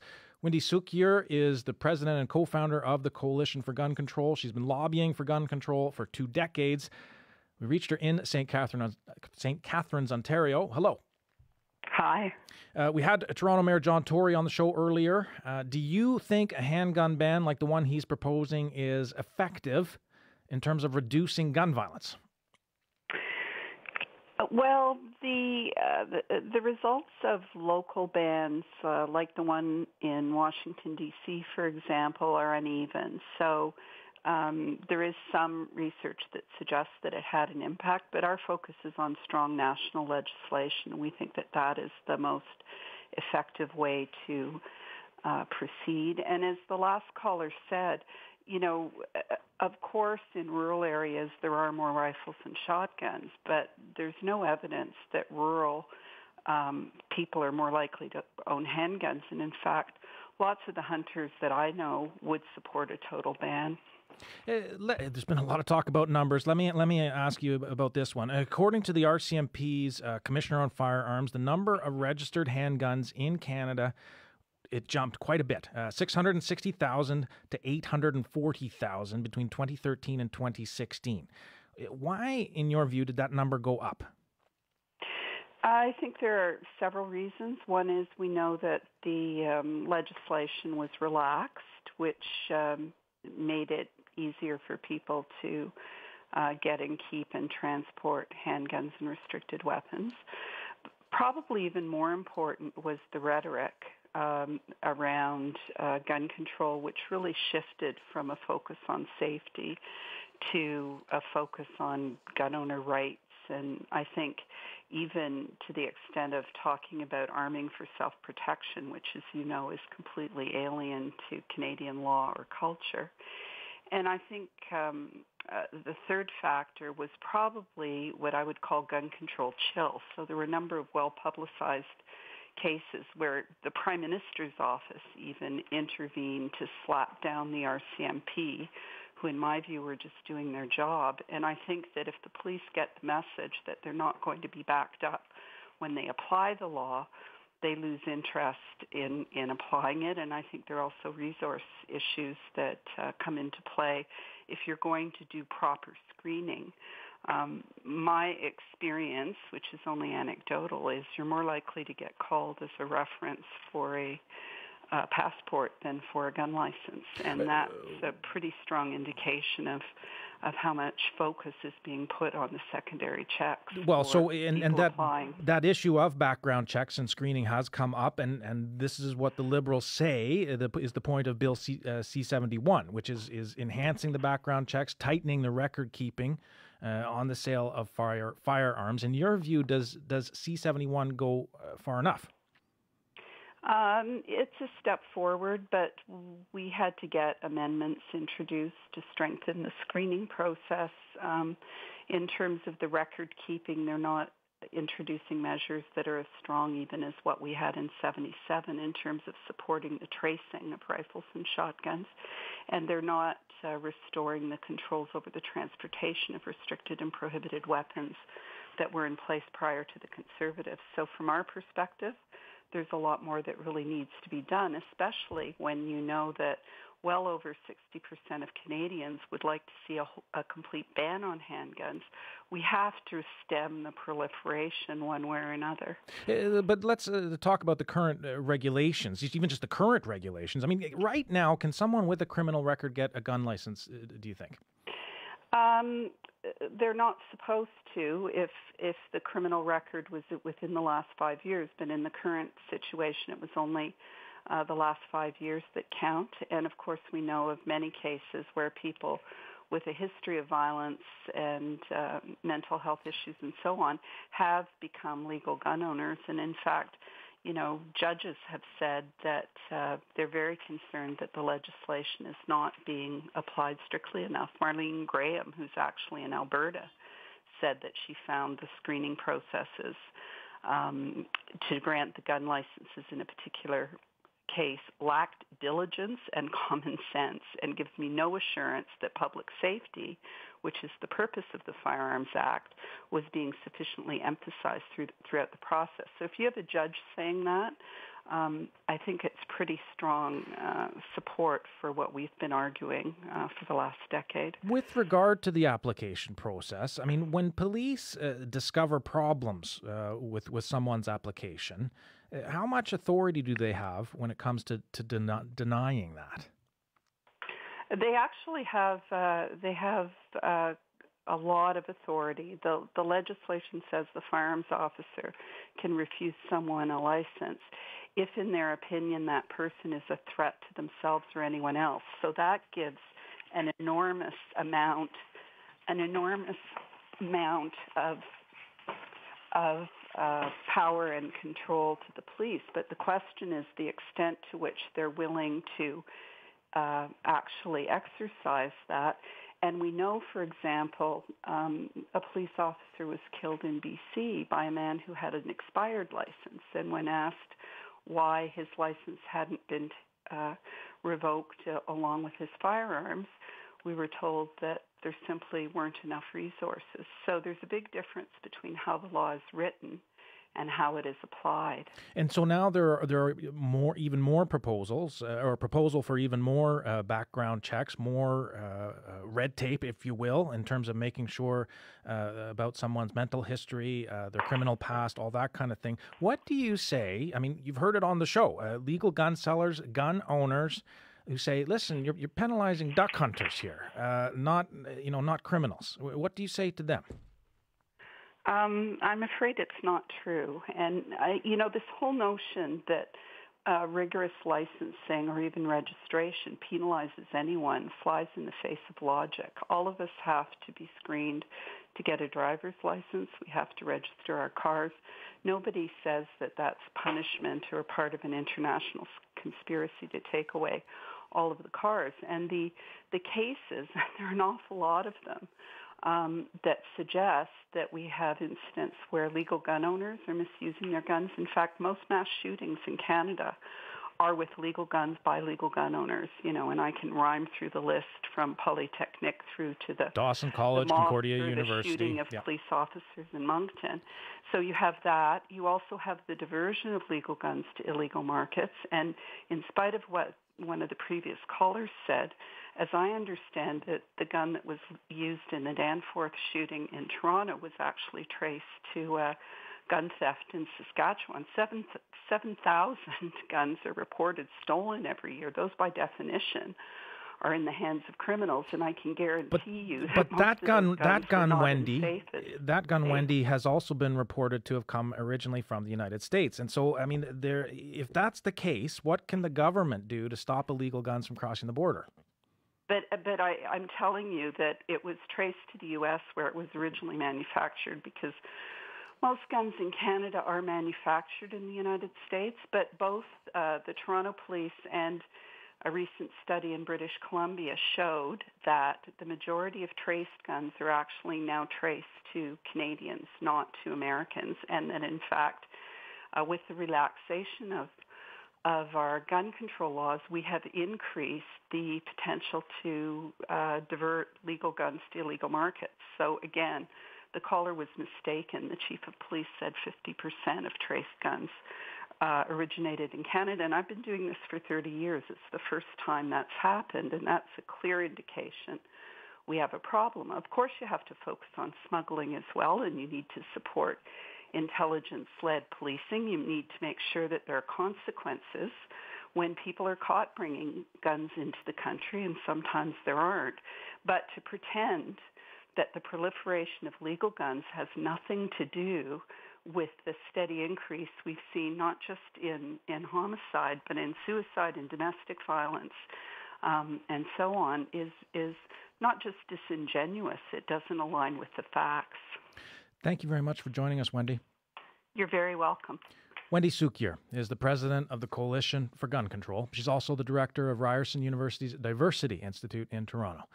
We reached her in St. Catharines, Ontario. In a minute, we're talking to the Public Safety Minister, Ralph Goodale. He's also an MP for Regina-Wascana.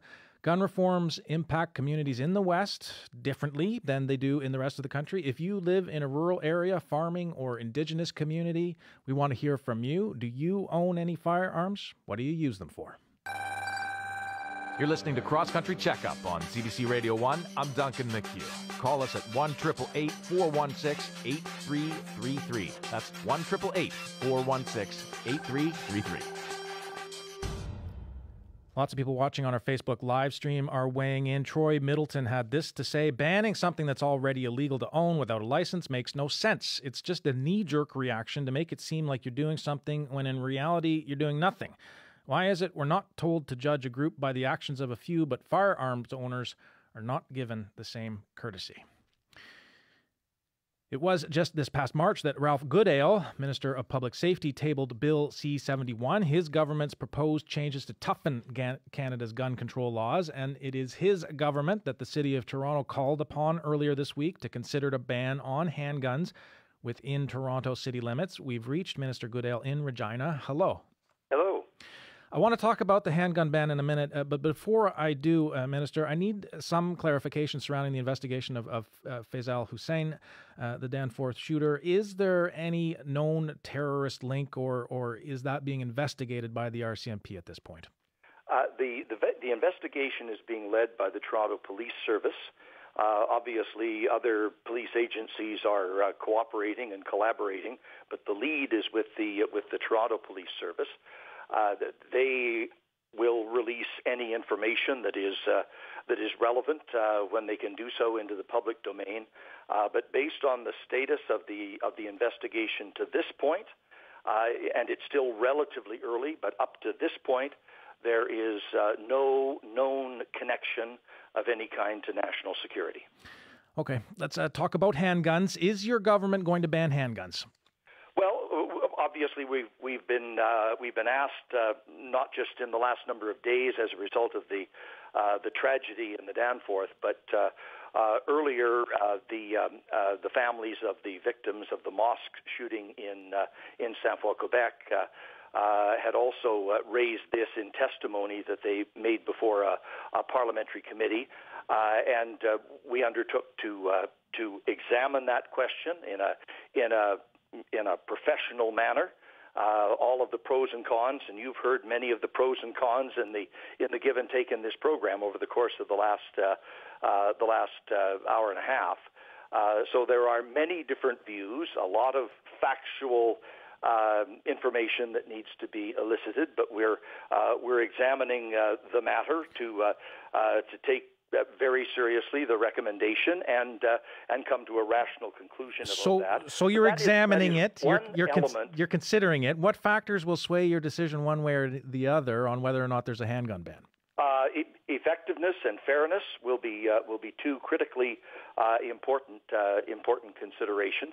When I introduced Bill C-71 in the spring, on the basis of the statistics that had shown over the last 3 to 5 years, while most crime statistics were going down, the criminal incidents involving firearms had been going up. I undertook, in addition to what was in Bill C-71, to examine 4 or 5 other issues. One is the storage regulations. And this goes to the issue of stolen firearms, either from commercial premises or from private homes. Are the storage regulations strong enough to make sure that these guns are being properly stored and properly managed? We undertook as well to look at the regulations dealing with advertising. Should you have advertising in Canada that glorifies anti-personnel warfare kind of activity? We undertook to examine that. Thirdly, the issue of high volume transactions. This is an issue that had been raised by Mayor Tory, that when there is a transaction involving a particularly large number of firearms, should that flag some specific investigation to determine the exact purpose? And then finally, the issue of mental health professionals and whether there should be a positive obligation on mental health professionals if they know of a circumstance, a diagnosis where a person is a danger to themselves or to others. Should they have a positive obligation to come forward with that information? That is in Quebec law, but it doesn't apply in other provinces. Well, let me ask you about a couple of those. I mean, how Bill C-71 calls for stronger background checks with regard to mental health. How would those measures have prevented someone like Alexandre Bissonnette, who was the Quebec mosque shooter, from buying a gun? Well, the issue of background checks is one upon which, as this parliamentary debate has unfolded over the last 6 months, as intense and adversarial as it has been at various times, it's been very clear that this is one area within the law that has a lot of consensus behind it. where one of your earlier callers mentioned the point that the checks on the background can go back only 5 years. That's true under the law as it exists now. The 5-year limitation is going to be removed under Bill C-71, and there'll be a greater focus on gender-based violence and on mental health issues. The point is there is a broad consensus among parliamentarians and generally in the public, a broad consensus that background checks need to be enhanced, and that will serve a useful purpose in keeping firearms out of the hands of people who ought not to have them. And that's a point that crosses both the pro-firearm side of the argument and the anti-firearm side of the argument. And so your C-71 is aimed at tightening up the regulations with regard to guns and legal gun ownership in this country.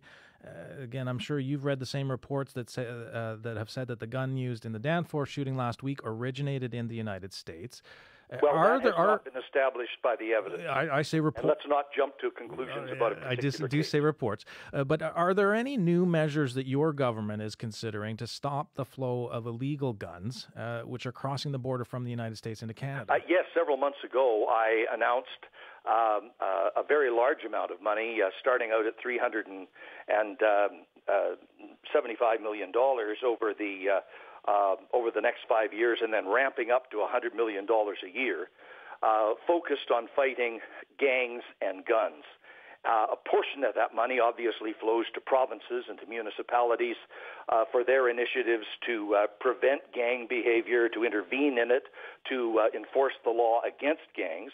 But a portion of the funding is also to bolster our capacity at the border to interdict the flow of illegal weapons coming across the border, whether that's by new technology or use of some of the tried and tested methods like the canine units. There's also money being set aside in that same package to support the work of the RCMP to deal with trafficking. I would also note that in C-71 there is a provision to improve record keeping, to make best practices a legal requirement right across the commercial sector. And the Canadian Association of Chiefs of Police have said that will be particularly helpful to them in dealing with illegal guns or guns that are used in illegal activity. But at the moment, C-71 has nothing about a handgun ban. You didn't say yes or no about whether or not you were going to, whether you're considering, how seriously you're considering that. So, well, I mean, what's the likelihood? That requires a formal government decision. I undertook to examine the matter. I'm listening very carefully, including to your program. And as you will have heard from your callers, there are different perspectives on both sides. We need to weigh this and make sure that we're achieving two objectives. Number one, that the measure, if it's implemented, will be effective, and number two, that it will be fair to all Canadians. Minister Goodale, I'm always glad to hear that you're listening to the program, and I'm glad you could join us today. Could I just add one point? And today you noted at the beginning of your program the services that are going on with respect to the victims of the tragedy in the Danforth. Just all of our condolences to the grieving families, and noting as well for people in Toronto and elsewhere, there have been other tragic incidents with firearms earlier this year, far too many of them, and our thoughts and prayers are with all of those people who have suffered such tragic loss. Minister, Canadians right across the country are sending the same condolences and love to those families, so thank you very much for sharing that. Thank you. That was the Minister of Public Safety, Ralph Goodale. He spoke to us from Regina.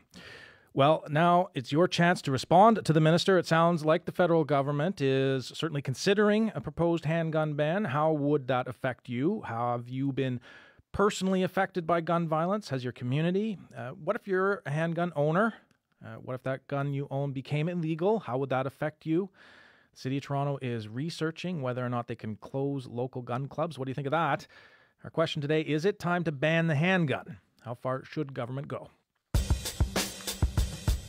You're listening to Cross Country Checkup on CBC Radio 1. I'm Duncan McCue. Call us at 1-888-416-8333, or you can email checkup@cbc.ca or join the conversation on social media. You can chat in real time on our Facebook live stream or share your thoughts on Twitter @CheckupCBC. We'll be reading your comments throughout today's show. Kim Densmore left a comment. We need a more vigorous vetting system for all guns, and mental health services need improvement, of course. That's a good point, Kim. And also, we haven't heard a lot talk amongst our callers today about prevention. So if you're involved in preventing gun violence, if you're involved in getting to the root causes of gun violence, love to hear from you today. Laika Reza is on the phone from Oakville. Hi, Laika. Welcome to Cross Country Checkup. Hi, thanks. So I understand that you're from Kenya and have a perspective on handguns there. What's that? Yeah, I'm actually not from Kenya, but I did live there when I was younger. And I mean, in Kenya, like the situation, and this is back in the 80s, I don't know what it's like now, but back then, there really wasn't any kind of gun control. And, there was a picnic that I was at when I was 6 years old, and these gun-toting men came, and, we basically had to flee from the picnic as young children with our parents and other families. And, we lived in a house where you had to have a security guard at the gate. They're like walled-in homes. And so, I've lived in a society where guns are easily available, and I don't think that a lot of good comes out of it. Even a girl that we went to school with, her dad was shot dead for his car to help these guys who because these guys who were robbing a bank needed a getaway car, and so it's just like there's just a lot of violence and feelings of not being safe when guns are rampant. But now getting to the Canadian side of things, I mean, we're not immune from that kind of random violence here either, as we all know. And when someone who went to my high school was shot dead in 1991 by a guy who had a gun and was mentally unwell, and so. This kind of stuff happens here, and so I would actually support a handgun ban. I don't necessarily support a ban on gun clubs. I think if people want to do target shooting and so on, that's fine, but the guns could stay there.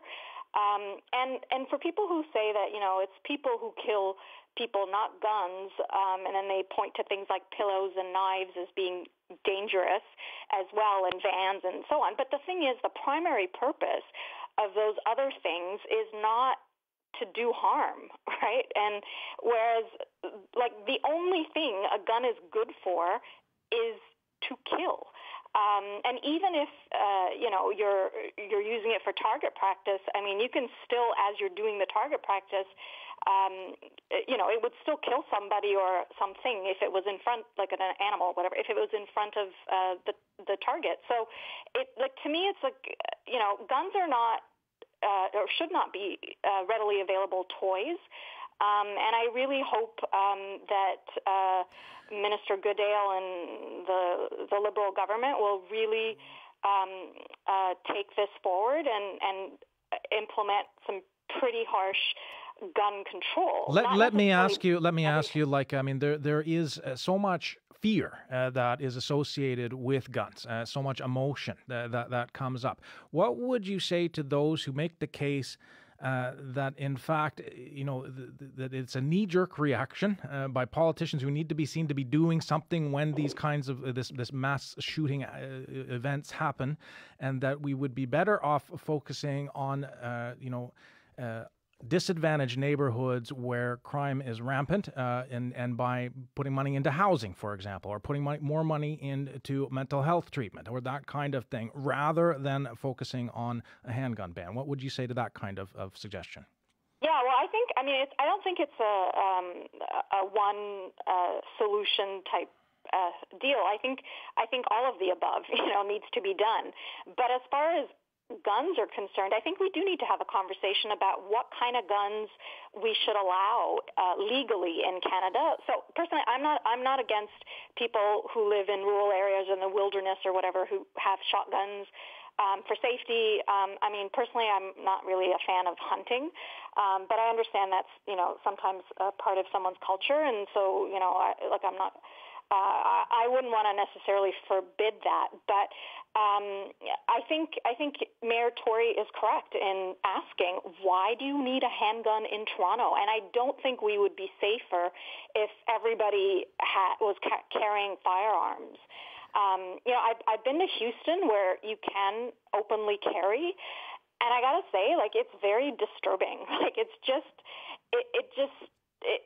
feels very just lawless. I mean, it isn't, but it just is a very intimidating kind of environment. I don't think cities, urban areas, need to be like that. Leica, thanks very much for your call. Thanks. Frederick Blasius is calling from Smith Falls, near Smith Falls, Ontario. Hi, Frederick. Welcome to Checkup. Hi, thank you. It's been a very interesting conversation so far. Yeah, what do you think, what stuck out for you? Well, the first thing is your last caller.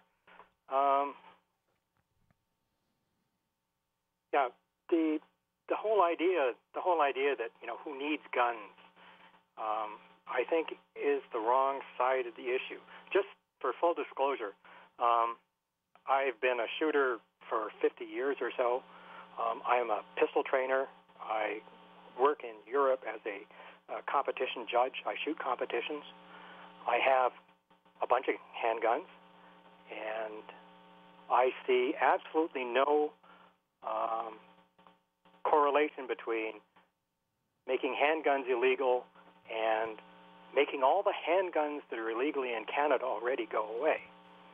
Can I ask you, Frederick, because as a trainer, I'm really curious to how effective do you feel training is when it comes to safety and public safety in particular in this country? Well, that depends on the trainer, I guess. There are people who function as trainers who go, okay, fine, give me your X number of dollars, and I'll give you the course, and at the end of the course, you can pass the exam. Okay? Fine. I'm not going to say anything about those people. I don't think I need to. But when I teach people to shoot, okay, the first thing is safety. Okay? The second thing is safety, and the third thing is safety. Anybody who is not safe on the range is out.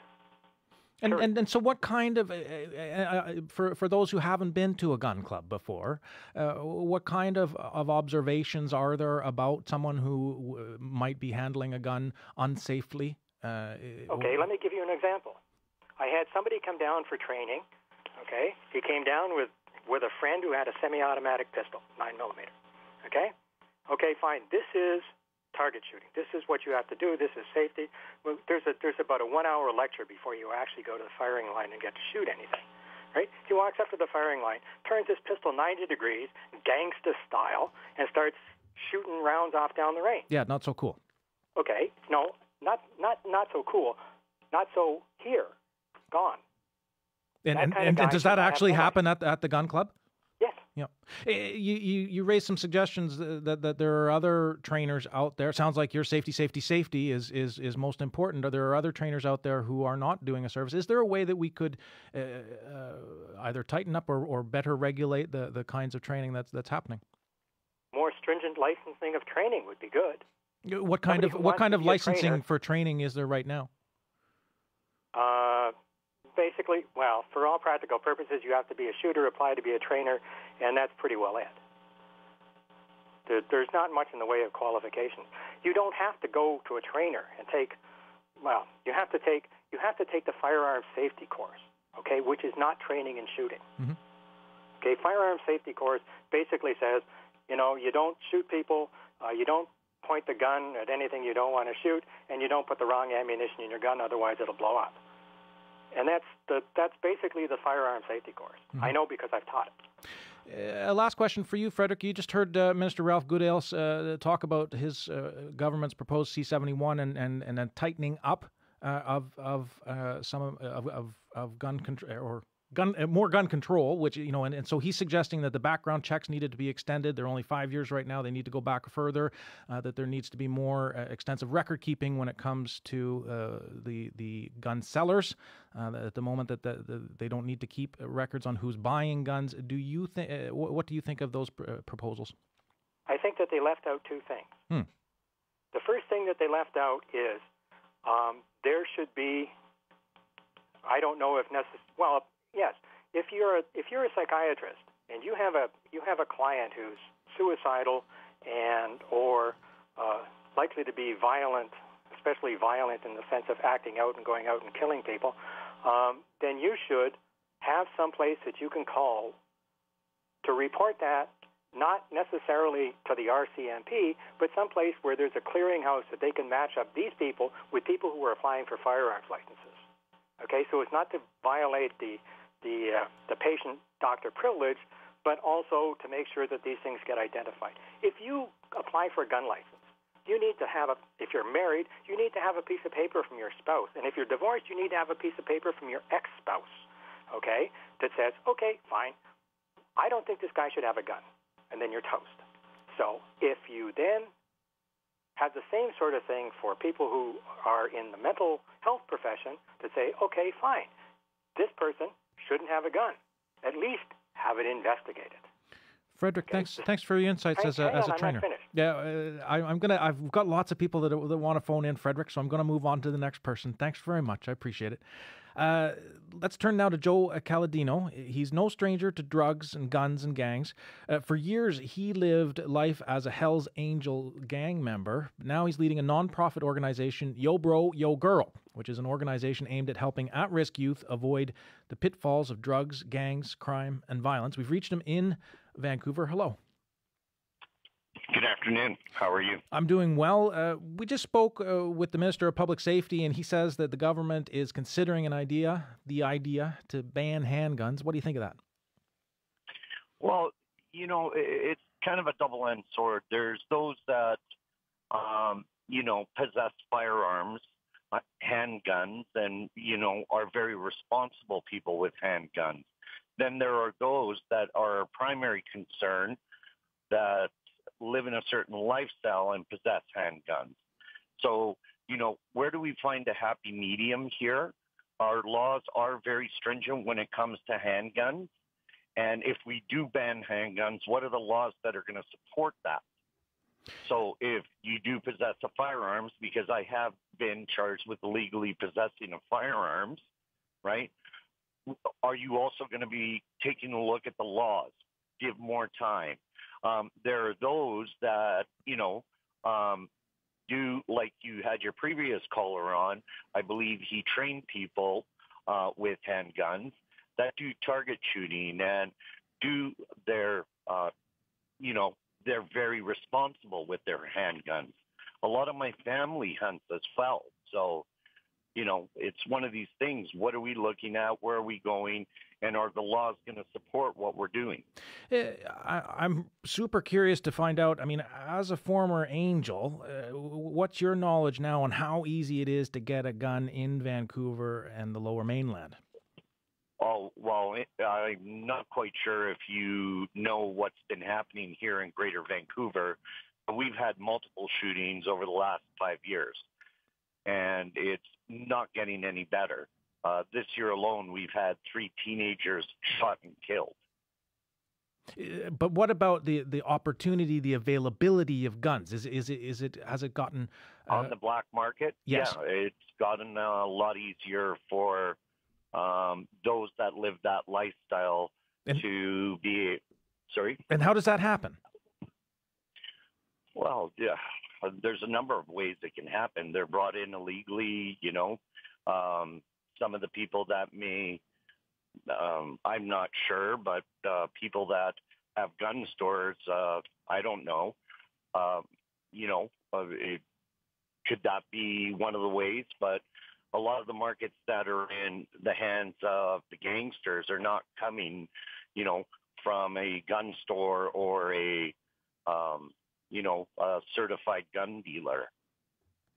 There's been quite a bit of suggestion that one of the concerns is about the number of legal guns that someone might be able to buy. And so there's this notion of, they're called straw buyers, so they're gang affiliates who have no criminal record, who get a license just in order to traffic them. Is that something that you have heard about in your experience, and is there something that can be done about that? No, I do believe that when those that are selling firearms, that firearms have to be registered, and if they have noticed somebody, buying 40, 50 handguns, I'm pretty sure that's going to create some red flags, because you do have to renew your license. I do believe that all handguns are registered, so it's not just like you're going into a 7-Eleven and, or to a store and buying a chocolate bar type of thing. I'm pretty sure they have pretty stringent rules on that. So yet, you talk about the raging gun violence in many ways in parts of the Lower Mainland. It seemed that there are shootings regularly in many parts of the Fraser Valley at this point. Knowing what's happening in your neighborhood, what needs to happen to make the streets safer? Well, for us at Yo Bro, Yo Girl Youth Initiative, it's all about education and prevention, right? So if we can keep these kids away from that lifestyle, in turn, what does that mean to public safety in society? Well, if we have less kids getting actively involved in that lifestyle, we will have less kids or less gangsters with guns in their hands. What's the most important thing that you try to give those kids in terms of trying to dissuade them away from a life of violent crime? Well, it's education, awareness, connecting them to healthy, positive role models, making sure that they're able to communicate with a peer, an adult, somebody that can support, a bad decision-making process and get them away from making that bad decision. So for Yo Bro, Yo Girl, it is to keep the kids informed, keep them educated, make them understand what that lifestyle looks like, and always being there to listen and communicate with our youth. How effective is your program? Have you got any success stories you can share with us? Oh, we have a number of success stories. One that comes to mind is, a number of our young boys and girls now, me being an ex-Bull Patch member, are going into policing, military, teaching, and these were kids at one time that were at risk. So, one story would be about a young boy that grew up in the Lower East Side of Vancouver, and this young man, his brother was a prolific car thief, ended up going to jail for attempted murder on somebody, and, had a sister that was a drug addict. Also, his mom didn't do very well. And today this young boy has had zero police contact, has graduated high school, has moved on to post-secondary, and also working part-time. So if you were to take a look at that young man's life and what, his Google map was going to look like, it would have probably fallen in the footsteps of brother, sister, and mother. There are a number of gang intervention programs in the Toronto area. I took note of one, Taking Action to Achieve Growth Success, or TAGS it's called, which is running out of funding in August 31st and will probably close down unless it gets some more funding after it's worked with over 300, 400 youth. How easy is it to get funding for Yo Bro, Yo Girl? Well, it's never easy, right? You're always on what we call the gerbil wheel in the charitable world. You're always looking for those donors. You got to keep people engaged to your programs, your mission, vision, purpose. For us, we're pretty fortunate because we're very active within the schools. We're part of Surrey's public safety strategy with the mayor. Also, we're working fast and furious within Delta School District. So staying connected to the schools, making sure you're on top of your donors.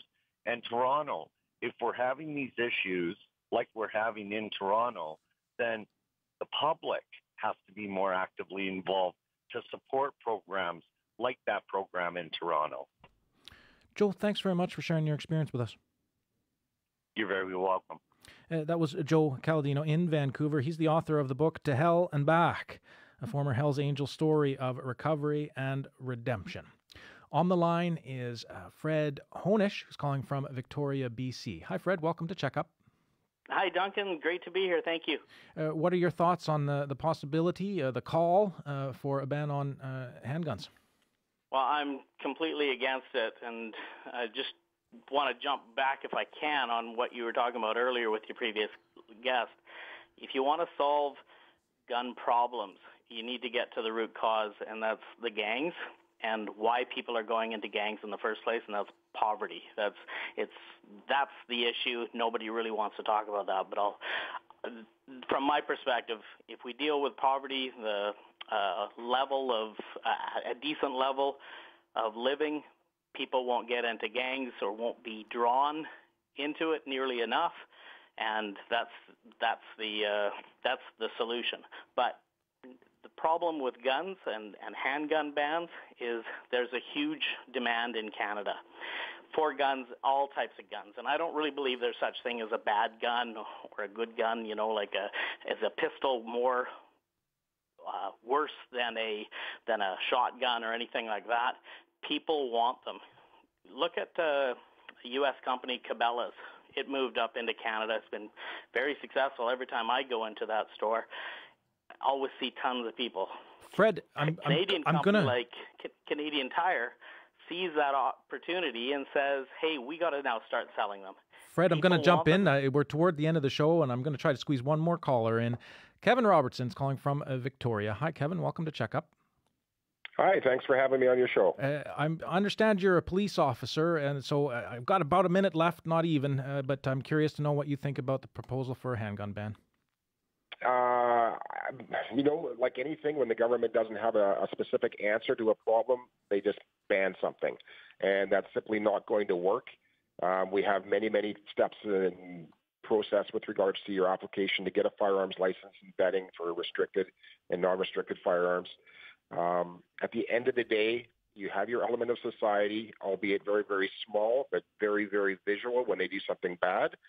And you can put all the laws in, you can ban a handgun, they're still going to have access to what they want. Very briefly, Kevin, what do you think of the vetting process right now? I think it's extremely broken. But basically now you submit your application for a new firearms license to the firearms program back east. All they do for general vetting is they run you through CPIC to make sure that you don't have a criminal record or criminal convictions or a prohibition in place.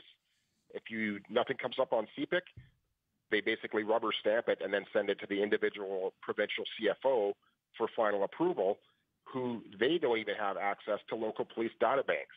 So someone could have been apprehended under the Mental Health Act 10 times in the last year, but they would never know it because they don't have access to it, and because they don't have a criminal record, they basically get rubber stamped for a firearms license. Kevin, I wish I could ask you more questions, but I'm at the end of the show. So thank you very much for phoning in. I appreciate that insight. All right, thank you. That's it for this week. Thank you to everyone who called today. Before I let you go, I'd like to play a clip from Reverend Sarah Miller of Eastminster United Church on the Danforth, which is the neighborhood where the shootings happened. The walls of her church are marked by bullet holes.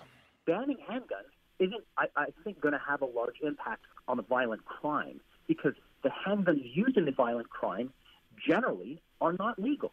So the answer really is at the border and controlling the flow of weapons illegally into Canada. Now remember, people don't just put a fully loaded weapon in a suitcase. They're smarter. They disassemble them.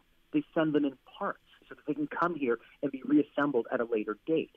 So we have to get better, I think, at detecting more sophisticated ways of trafficking. That was the wrong clip, I'm afraid, but we'll do our best to post it on our social media. Thank you so much to everyone who called in today. If you missed part of the program, you can listen again anytime online.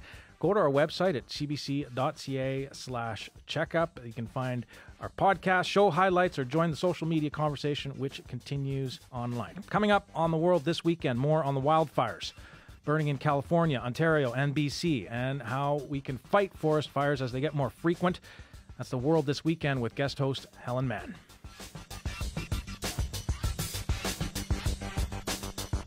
Email us anytime, checkup@cbc.ca, on Twitter and Facebook. Find us for searching for Checkup CBC. Thanks to everyone who helped this week. Justin Chandler, Ann Chu, Michelle Lepage. Technical production and editing, Yelena Urak. Digital production by Jason Vermesh and Sam Johannes. Cross Country Checkup was produced this week by Aaron Pettit, Mandy Look, and Shafali Sojani. Our senior producer is Richard Goddard. I'm going to be taking a little bit of a holiday, but you will be in good hands while I am gone. Jimmy Gwitch, thanks for listening. I'm Duncan McCue. Bye for now.